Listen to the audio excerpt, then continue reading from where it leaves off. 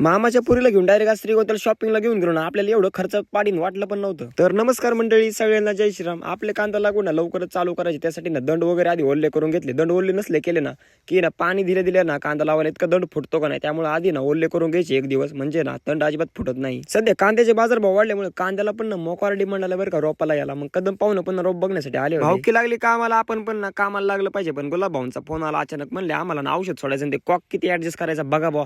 आता म्हणलं मी तर बादली सोडून कधी औषध सोडलं नाही. 200 लिटर बेलरचा आपल्याला पण काय अंदाज नाही. दी म्हणलं फुल कॉक करून डायरेक्ट जेवढं पुरण तेवढं पुरण. बरं घरच्यांना कळलं हे औषध नीट नाही सोडलं तर ना 2 टायमाच्या भाकरी बंद व्हायच्या.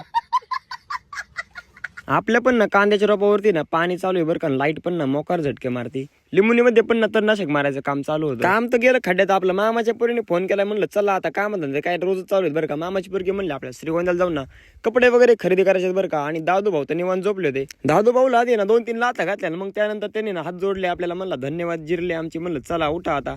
2-2 मांजराची पिल्ल पण ना पाळलेत बरं का मामाच्या पोरीने. मांजराचं पिल्लूच ना गायब करून टाकतो आता. लगेच स्टार्टर मारला, नवे नवे कपडे घातले दादू भाऊला. म्हणलं चला आता श्रीगोंद्याला. 120च्या स्पीडनी ना डायरेक्ट ना श्रीगोंद्याला येऊन पोहोचलो बरं का. मी तर मामाच्या पुरीला म्हणत होतो श्रीगोंद्याचा ना बाजार पण इथूनच कपडे घे, पण ती म्हणली नको.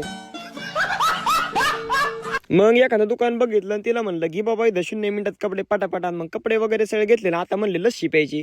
मामाच्या पुरीला ना भलतीच चटक आहे बरं का. मग लस्सी बिस्सी पाजावं म्हणलं.